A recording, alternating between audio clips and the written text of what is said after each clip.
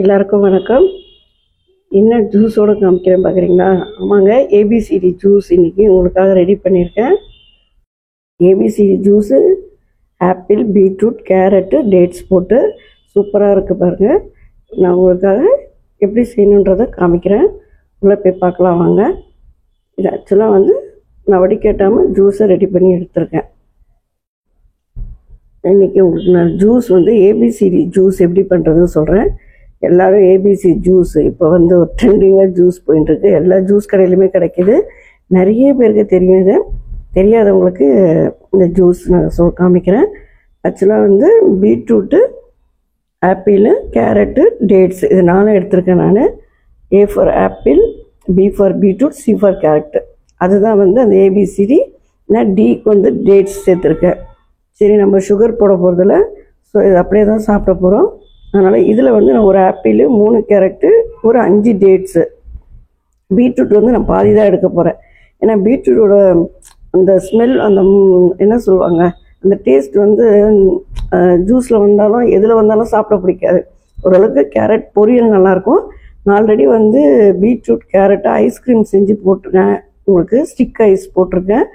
வேணும்னா டிஃபனும் before food மத்தியானம் நம்ம லஞ்ச் எடுத்துக்க முன்னாடி ஒரு 1 or 2 ஹவர்ஸ்க்கு முன்னாடி கூட நீங்கள் எடுத்துக்கலாம். ஏன்னா இது காலையிலலாம் இந்த ஜூஸ்லாம் சாப்பிடக்கூடாது. எனக்கு தெரிஞ்சு இந்த கிளைமேட்டில் இதுதான் டாக்டரோட அட்வைஸும். இதில் என்ன விளைவுனா, நம்ம ஜூஸாக போட்டு குடிக்காதவங்க, இந்த பீட்ரூட்டு இதெல்லாம் சாப்பிடாதவங்க ஜூஸ் போட்டு சாப்பிட்றது ஓகே. இல்லைன்னு வச்சுக்கோங்க, இது அப்படியே சாப்பிட்றது தான் பெனிஃபிட், அதுதான் நல்லது. இருந்தாலும் குழந்தைங்களாம் சாப்பிட மாட்டாங்க. என் பசங்களுக்கு கொஞ்சம் கூட இறங்காது பீட்ரூட்லாம். ஸோ அதுக்கு ஜூஸ் போடுறேன். குடிக்கிறத விட உங்களுக்கு அது அப்படியே போடுறது தான் அந்த ஃபைபர் கண்டென்ட் இருக்குன்றாங்க. வெடிக்கட்டுனா நமக்கு நிறைய போயிடும். ஆனால் பரவாயில்ல, கொஞ்சமாவது இந்த வெளி ட்ரிங்க்ஸை குடிக்கிறதுக்கு இது பெட்டர் இல்லையா?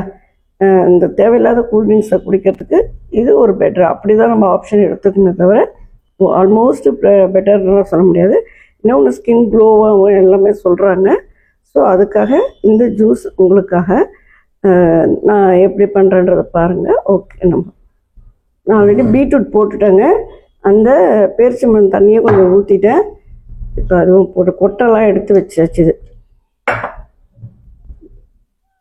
எல்லாமே நான் தோல் சீவிட்டு வாஷ் பண்ணி எடுத்துக்கிட்டேன்.